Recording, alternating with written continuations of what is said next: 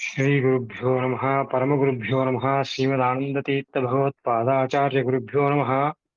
देवं नारायणं नत्वा सर्वदोषवर्जितं देवं नारायणं नत्वा सर्वदोषविवर्जितम् देवं नारायणं नत्वा सर्वदोषविवर्जितम् परिपूर्णं गुरुंश्चान् गीतार्थं वक्ष्यामि लेशतः। परिपूर्णं गुरुंश्चान् गीतार्थं वक्ष्यामि लेशतः परिपूर्णं गुरुंश्चान् गीतार्थं वक्ष्यामि लेशतः।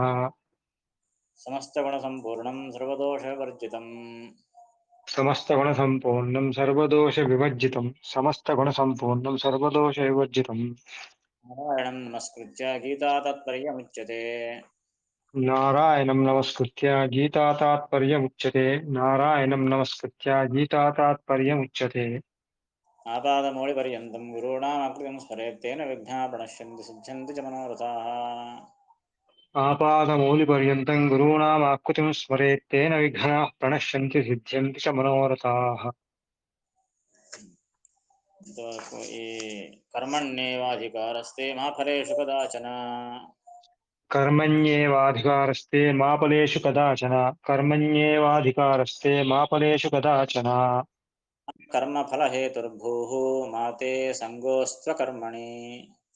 मा कर्मफलहेतुर्भूः मा ते सङ्गोऽस्त्वकर्मणि।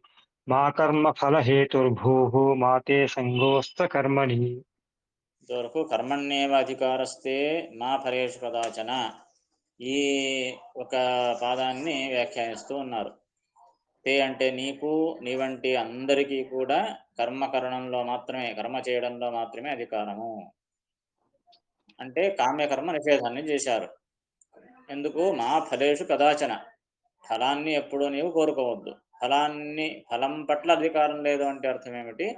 ఫలాన్ని కోరడంలో అర్థం లేదు అని అర్థం. కామ నిషేధ ఏవాత్ర అని చెప్పారు. అందుకే అంటే ఫలాన్ని ఆశించరాదు. ఎందుకు? ఫలాన్ని పొందడంలో అధికారం ఎలాగో లేదు కనుక ఫలాన్ని కోరుకోవడంలో మాత్రమే నీ యొక్క అధికారం ఉంది.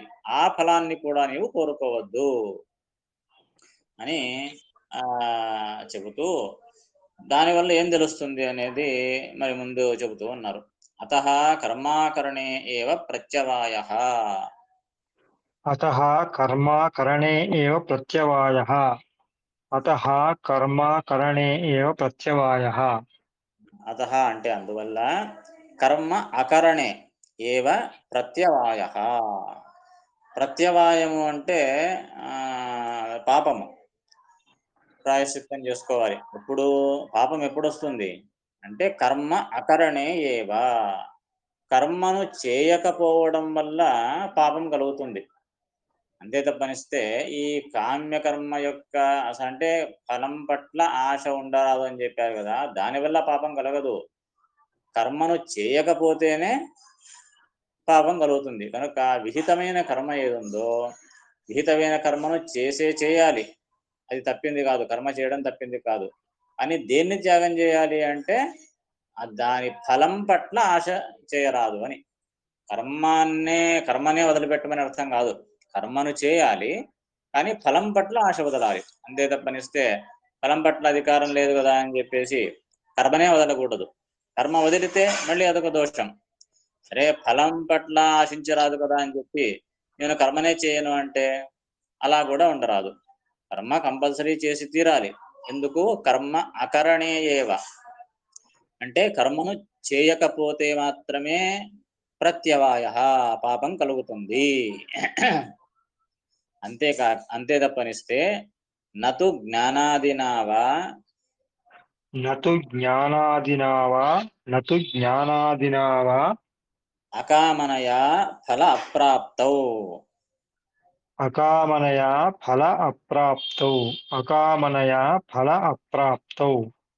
అంటే జ్ఞానాదినావా, జ్ఞానాదిన అంటే బ్రహ్మజ్ఞానము చేత మోక్షం కలిగేటప్పుడు బ్రహ్మజ్ఞానాన్ని కోరుకుంటూ కర్మను చేయడం వల్ల కానీ, లేదా అకామనయ అంటే అసలు ఫలాన్ని గురించి కోరుకోకుండా ఫల అప్రాప్తవు, ఈ స్వర్గాది ఫలములు దొరకనప్పుడు నతు అంటే దానివల్ల ప్రత్యవాయం లేదు అని, దానివల్ల అనిష్టం ఏమీ లేదు. అంటే ఇప్పుడు సరే కర్మను చేసేటప్పుడు ఫలం గురించి ఆశించవద్దు అన్నారు కదా! ఫలం గురించి ఆశించకపోతే మరి స్వర్గాది ఫలం దొరకదు కదా! అంటే అది అనిష్టమే కాదు. కామన చేయకపోతే ఇప్పుడు వేదం ఏం చెప్పింది? స్వర్గకామో యజేత వెనక వచ్చింది. స్వర్గకామో యజేత. స్వర్గం గురించి కోరుకుంటే యజ్ఞాన్ని చేయాలి. సరే యజ్ఞాన్ని చేయాలి. కాకపోతే ఫలితం గురించి ఆశించవద్దు అని చెప్పారు కదా! మరి ఫలితం గురించి ఆశించకపోతే స్వర్గ ఫలము దొరకదు. స్వర్గ ఫలం దొరక్కపోతే మరి అనిష్టం వచ్చినట్లే కదా! మరి కర్మఫలం గురించి ఆశించవద్దండి అని చెప్తున్నారు. కర్మఫలం ఆశించకపోతే అనిష్టం దొరుకుతుంది గదా! అనిష్టం అవుతుంది గదా! అని అనుకోవద్దండి. ఎందుకంటే స్వర్గం లభించకపోతే ఏమైందయ్యా? నిష్కామ కర్మ వల్ల మోక్షమే లభిస్తుంది గదా! భగవంతుని యొక్క జ్ఞానం లభించి, ఈ నిష్కామ కర్మ ఫలితంగా మోక్షమే లభించేటప్పుడు స్వర్గం లభించదు అనేది అనిష్టం కాదు గదా! అప్పుడు. అయ్యో! నేను రూ. 10 పోగొట్టుకున్నానండి అని ఎప్పుడు బాధపడాలి? నీకు రూ. 100 దొరికింది. అప్పుడు నువ్వు సంతోషపడతావా? దుఃఖపడతావా? రూ. 10 ఇన్వెస్ట్ చేసి రూ. 100 లభిస్తే దానివల్ల ఆనందమే అవుతుంది. అంతే తప్పిస్తే ఎవరు రూ. 10 పోయిందే దుఃఖపడడు. ముందు లభించేటువంటి రూ. 100 లాభం గురించి ఆలోచిస్తాడు. అలాగే నిష్కామనగా చేస్తే అయ్యో! స్వర్గం లభించదే అని అనుకోవద్దు. ఎందుకు? ఆ నిష్కామ కర్మ వల్ల మోక్షమనే మహాఫలమే లభిస్తుంది. అదే అంటున్నారు. జ్ఞానాదినా ఆ బ్రహ్మజ్ఞానము నిష్కామ కర్మ చేయడం వల్ల బ్రహ్మజ్ఞానం కలుగుతుంది. ఆ విధంగా అకామనయ అంటే నిష్కామనతో ఫలం కోరుకోకపోతే ఫల అప్రాప్తౌ అంటే ఫలము లభించినప్పుడు ఏ ఫలము? స్వర్గాది ఫలము లభించినప్పుడు నతు ప్రత్యవాయ అనేది వెనక నుంచి మనం అన్వయం చేసుకోవాలి. దానివల్ల అనిష్టం లేదు. స్వర్గం లభించదు అన్నప్పుడు అనిష్టం కాదు అది. ఎందుకు అంటే బ్రహ్మజ్ఞానం వల్ల మోక్షమే లభిస్తూ ఉన్నప్పుడు ఈ స్వర్గం లభించకపోవడం అనేది అనిష్టము కాదు అని అర్థం. అందుకే సో, మనకు రిజల్ట్ ఏమైంది ఇప్పుడు? ఏమని అర్థమైంది దీనివల్ల అంటే అతః కర్మణ్యేవ అధికారః. అతః కర్మణ్యేవ అధికారः. అతః కర్మణ్యేవ అధికారः. సో, అతః దానివల్ల కృష్ణుని యొక్క మాట ఏమిటి? కర్మణ్యేవ అధికారస్తే అన్నాడు కృష్ణుడు. సో, ఇంతవరకు చెప్పిన దాన్ని బట్టి ఏమర్థమైంది? కర్మణ్యేవ అధికారః. కర్మయందు మాత్రమే అధికారము. అంటే దేని యందు అధికారం లేదు? ఫలాన్ని కోరుకోవడంలో అధికారం లేదు అని అక్కడ అర్థమవుతుంది. అందుకే మా ఫలేషు కదాచన అని అన్నాడు కృష్ణుడు. కర్మలో మాత్రమే నీకు అధికారము. ఫలమనందు లేదు. ఇలా అన్నప్పుడు అలాగైతే స్వర్గాన్ని పోగొట్టుకుంటాం కదా అని అనుకోవద్దండి. దానికంటే గొప్పదైన మోక్షం లభిస్తుంది. పోనీ మనకు స్వర్గం లభించదు కదా అని చెప్పి టోటల్లీ కర్మనే వదిలేద్దామా అనుకుంటావా? అది కూడా కాదు. ఎందుకు? కర్మణ్యేవ అధికారః. దానికి కూడా ఇదే సమాధానం. కర్మలో నీకు అధికారం ఉన్నది. ఒకవేళ కర్మను ఆచరించకపోతే ప్రత్యవాయం కూడా ఉన్నది. పాపం కూడా ఉన్నది. కనుక చెప్పబడినటువంటి విహితమైనటువంటి కర్మను ఆచరించాలి. ఫలాన్ని కోరుకోకూడదు. రెండూ ముఖ్యమే. కర్మను ఆచరించడం ఎంత ముఖ్యమో, ఫలాన్ని కోరుకోకపోవడం అంతే ముఖ్యం. లేదా ఫలాన్ని కోరుకోకపోవడం ఎంత ముఖ్యమో, కర్మను ఆచరించడము అంతే ముఖ్యం. అంతే తప్పనిస్తే రెండింటికి విరుద్ధం చేయరాదు. అంటే టోటల్లీ నేను అసలు కర్మనే చేయను. ఎందుకంటే కర్మ వల్ల స్వర్గం లభిస్తుంది గనక, స్వర్గం నశ్వరమైంది గనుక, అశాశ్వతమైంది గనుక, నేను కర్మనే చేయను అనడానికి కూడా కుదరదు. ఎందుకు? నీకే అధికారం ఉన్నది కర్మను ఆచరించడంలో. కర్మను ఆచరించకపోతే ప్రత్యవాయం కూడా ఉన్నది, అనిష్టం కూడా ఉన్నది. నీ విహిత కర్మ చేయలేకపోవడం వల్ల, నీ డ్యూటీ నువ్వు ఆచరించనందువల్ల అనిష్టం కూడా కలుగుతుంది. కనుక కర్మనేమో చేయాలి. కానీ ఈ కర్మ వల్ల అల్ప ఫలం కాకుండా మహాఫలమైన మోక్షం లభించాలి అంటే నిష్కామనతో చేయాలి. సో, ఈ 2 పాయింట్లు కర్మను చేయాలి, నిష్కామనగా చేయాలి అనే పాయింట్ ఇంపార్టెంట్‌గా ఇక్కడ భగవంతుడు చెబుతూ ఉన్నాడు. అతః కర్మణ్యేవ అధికారః అని అందుకే చెప్పింది. అతః తదేవ కార్యం.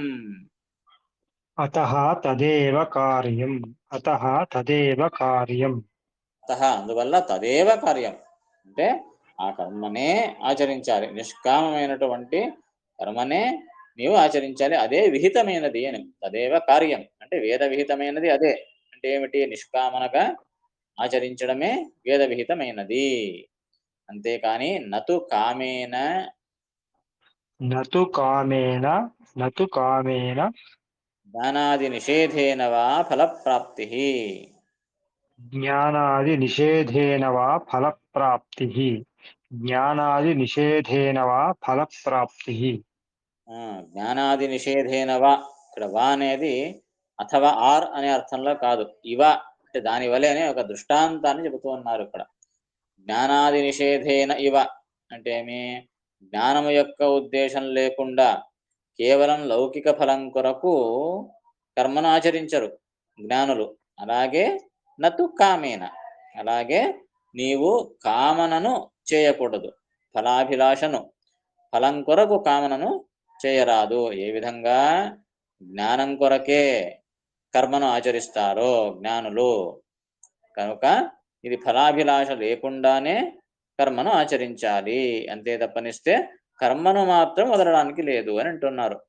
నతు కామేన జ్ఞానాది నిషేధేన వా ఫలప్రాప్తి, అంటే కామముతో కర్మను చేయడం కానీ, జ్ఞానాది నిషేధేన ఇవ అంటే జ్ఞానం కొరకు, జ్ఞానము అనే ఉద్దేశం లేకుండా కేవలం లౌకిక ఫలప్రాప్తి కొరకు కర్మలను ఆచరించకూడదు అనే విషయాన్ని చెబుతూ ఉన్నారన్నమాట.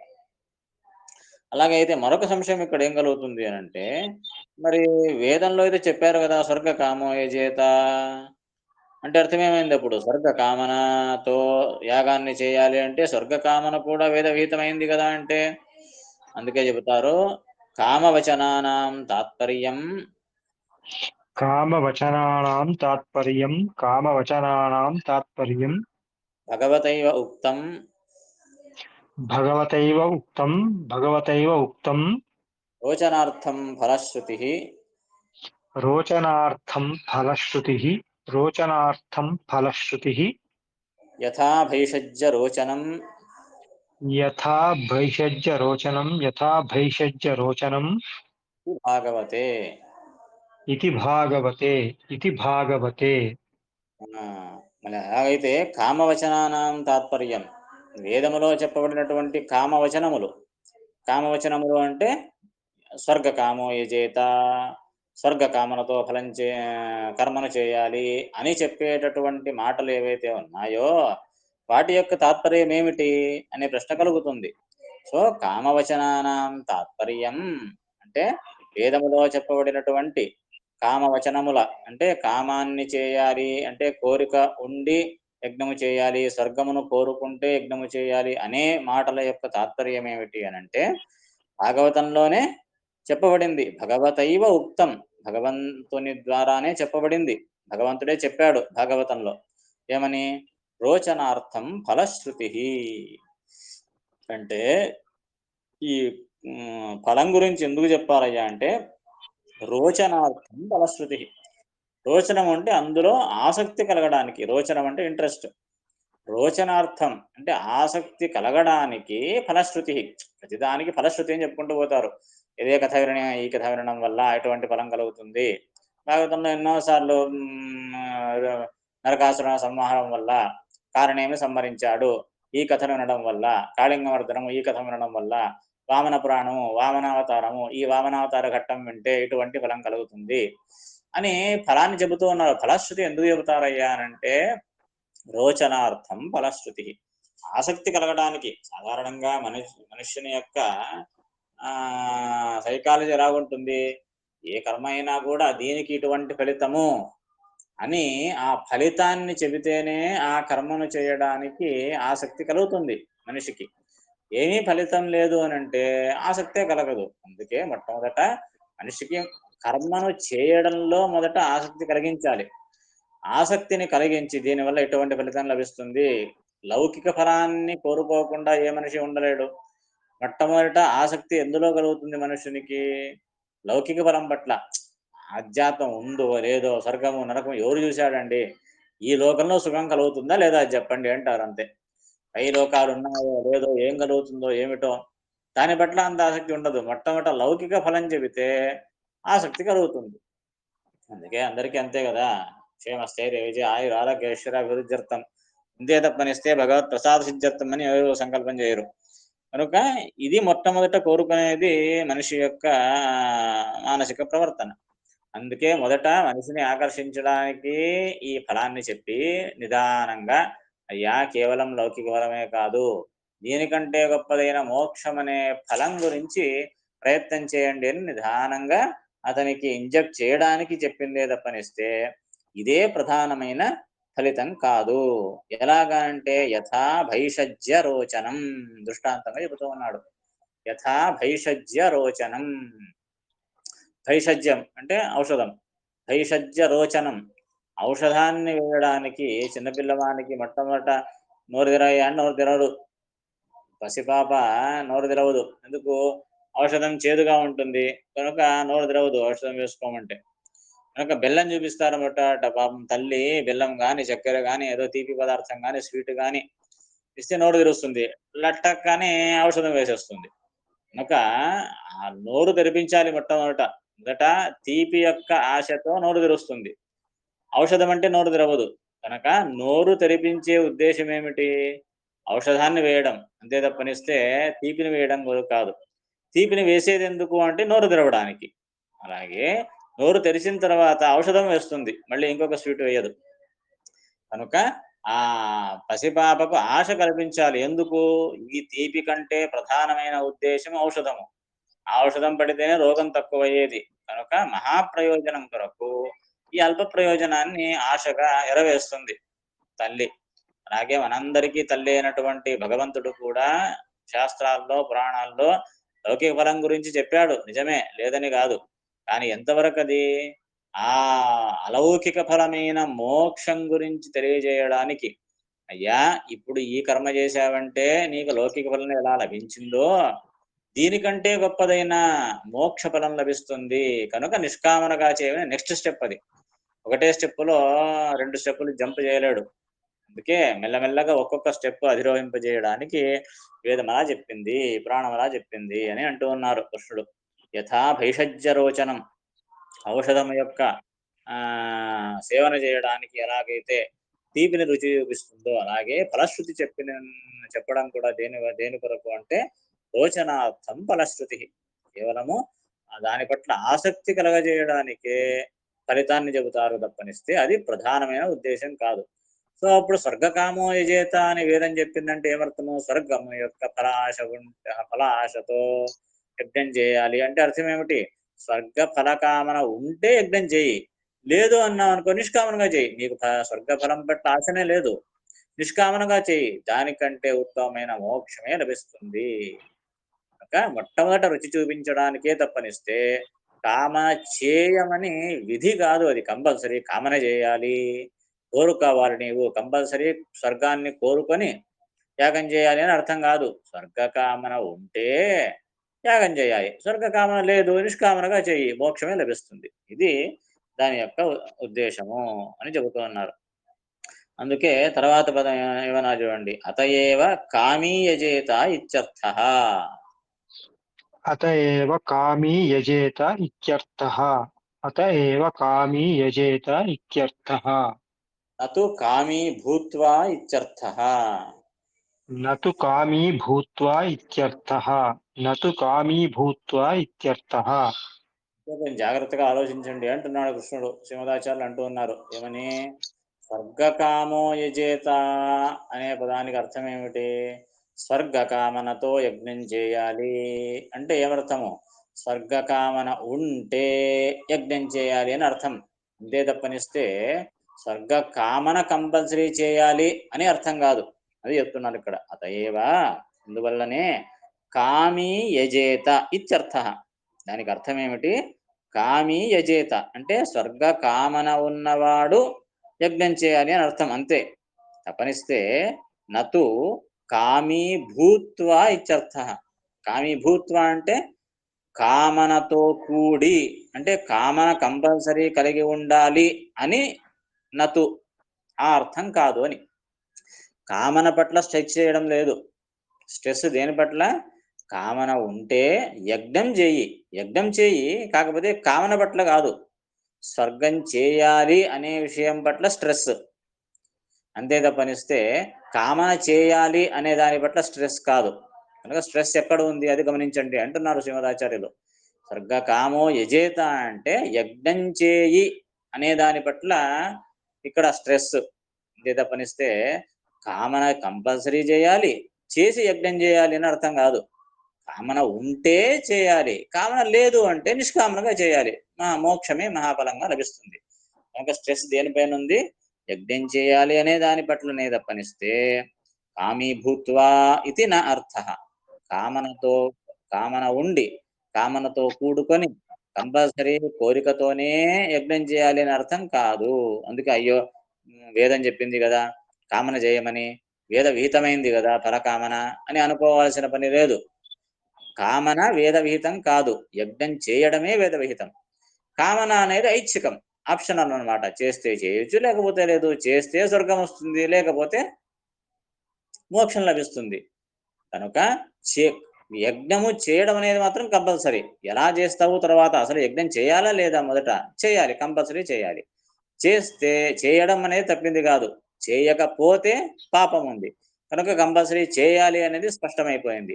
ఆ చేయడంలో రెండు రకాలు, కామనతో చేస్తావా, నిష్కామనతో చేస్తావా. కామనతో చేస్తే స్వర్గం లభిస్తుంది, ఈ స్వర్గము నశ్వరమైనది, అశాశ్వతమైనది.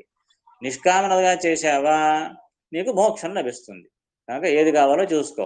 కామన కావాలా, స్వర్గకామం చేస్తే, స్వర్గకామన ఉంటే యజ్ఞం చేయి. ఇప్పుడు చూడండి స్పష్టమైపోయింది దారి.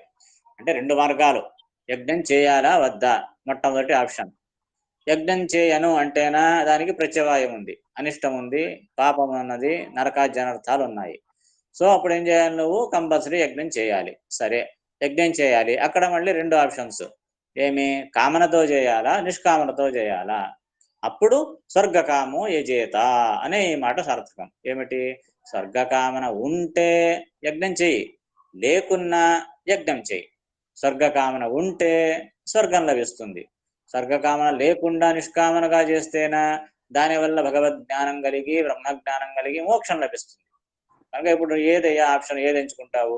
శాశ్వతమైన మోక్షమా, అశాశ్వతమైన స్వర్గమా? కనుక మరి ఇక్కడ కృష్ణుడు నిషేధించింది దేన్ని? స్వర్గకామయజేత అనే వేదవాక్యానికి అర్థం ఏమిటి అంటే ఫలాన్ని ఆశించకుండా కర్మను మాత్రం తప్పనిసరిగా చేయాలి అనే భావన లభిస్తుందే తప్పనిస్తే ఈ కామన వేద విహితం కాదు అనే మాటను చెబుతూ ఉన్నారు. అంతేకాకుండా మరొక మాటను కూడా మనుస్మృతిలో వచనాన్ని ఇచ్చి చెబుతూ ఉన్నారు. చూడండి, నిష్కామం జ్ఞానపూర్వంచ ఇది వచనాత్.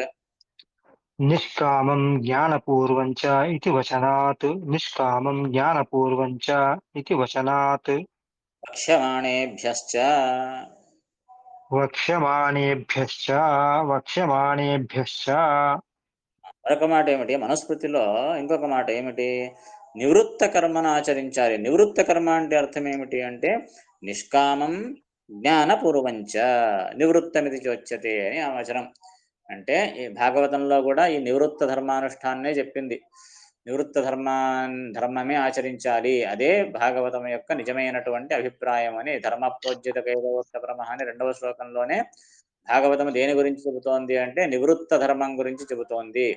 నివృత్త ధర్మం ఏమిటి అంటే ఇది నిష్కామం జ్ఞానపూర్వంచ.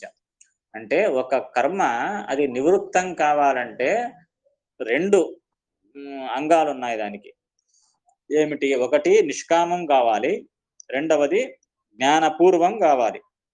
అంటే కర్మను ఆచరించేటప్పుడు నిష్కామంగా ఆచరించాలి, ఇది ఫస్ట్ పాయింట్. అంటే ఎటువంటి కామనను మనస్సులో ఉంచుకోకూడదు అని ఫస్ట్ పాయింట్.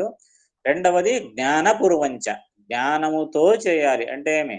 హరిసర్వోత్తమత్వ జ్ఞానముతో, భగవంతుని యొక్క జ్ఞానముతో, భగవంతుని మహిమా జ్ఞానంతో, అనుసంధానంతో, నాహంకర్త హరికర్త అనేటటువంటి అనుసంధానంతో కర్మను చేయాలి. అప్పుడు దాన్ని నివృత్త ధర్మము అని పిలుస్తారు. ఇదే మోక్షానికి సాధనము అని చెప్పినందువల్ల నిష్కామం జ్ఞానపూర్వంచ ఇది వచనాత్. తర్వాత వక్ష్యమాణేభ్యశ్చ అంటే ఇదే గీతలోనే ముందు వక్ష్యమాణ అంటే ముందు చెప్పబోతూ ఉన్నారు. కృష్ణుడే ముందు చెబుతాడు 18వ అధ్యాయంలో కూడా. ఏమి? ఏత అన్యపిత కర్మాణి సంగం త్యక్త్వా ఫలాని చ. అంటే ఈ కర్మలను నీవు సంఘాన్ని వదలి, కామనను వదలి నీవు కర్మను ఆచరించాలి అని కృష్ణుడే ముందు చెప్పబోతూ ఉన్నాడు. కనుక ఈ వాక్యానికి అర్థం ఏమిటి? కర్మను ఆచరించాలి, ఆచరించే కర్మ నిష్కామంగా ఆచరించాలి, భగవద్ధ్యానపూర్వకంగా ఆచరించాలి అనే అర్థమే అవుతుంది. అప్పుడు వేదంలో చెప్పినటువంటి అర్థానికి కూడా సరి అయిన సమంజసమైన అర్థం కుదురుతుంది. ఏమిటి? ముందు చెప్తా చూడండి. వసంతే వసంతే జ్యోతిషాయ చేత వసంతే వసంతే జ్యోతిషా యజేత వసంతే వసంతే జ్యోతిషా యజేత ఇత్యాదిభ్యశ్చ ఇత్యాదిభ్యశ్చ ఇత్యాదిభ్యశ్చ కర్మను ఆచరించాలి అని కూడా వేదము యొక్క అభిప్రాయం. ఎందుకు ఈ మాట వస్తుంది? వసంతే వసంతే జ్యోతిషాయ చేత అంటే వసంత ఋతువు వచ్చినప్పుడంతా జ్యోతిషాయ చేత జ్యోతిష్ఠోమ యాగాన్ని చేయాలి అని వేదం చెబుతుంది. అంటే కర్మను ఆచరించమని వేదవాక్యము అన్నది.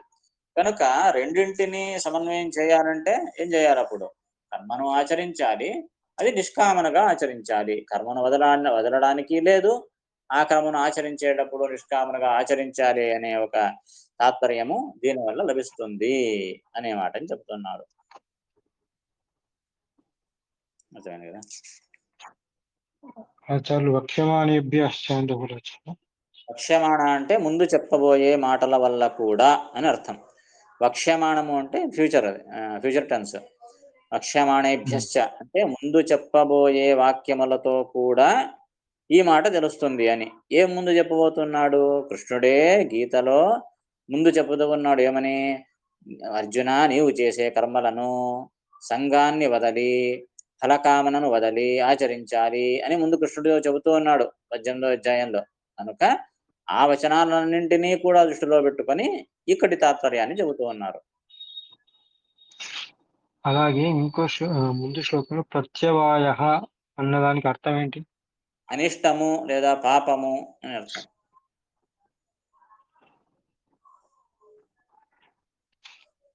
భూత్వ అన్నారు కదా ఆచార్యులు, నతు కామీ భూత్వ. అసలు భూత్వ అన్న పదానికి అర్థం ఏంటి?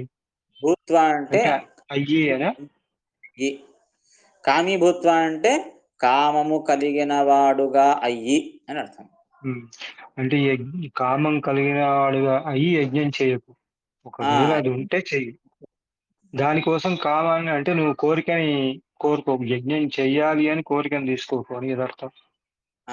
యజ్ఞం చేయని ఎంత తప్పనిస్తే కామనతో చేయని అర్థం కాదు. అంటే కామీభూత్వా అంటే కామనతో కూడి ఉండి యజ్ఞము చేయని అర్థం కాదు.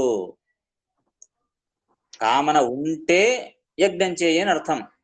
రెండింటికి డిఫరెన్స్ ఉంది కదా. కామన ఉంటే యజ్ఞం చేయి, ఇది ఒక మాట. లేకపోతే కామనతో కూడి ఉండి యజ్ఞాన్ని చేయి అని రెండవ మాట. రెండవ మాట కాదు.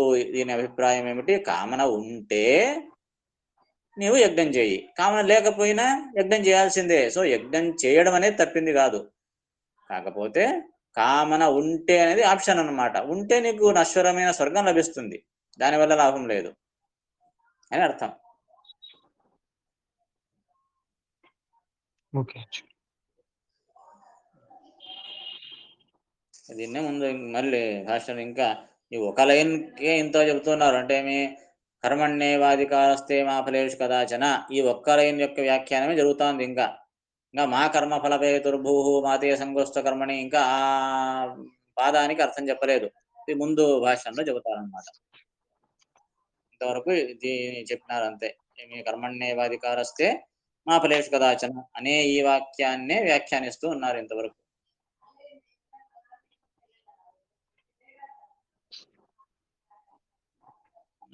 రెండవ పాదం నెక్స్ట్ క్లాస్లో చూసుకుందాం. అలాగే. మళ్ళీ సోమవారం వచ్చాము. అవును. హరే నమః. శ్రీకృష్ణార్పణమస్తు.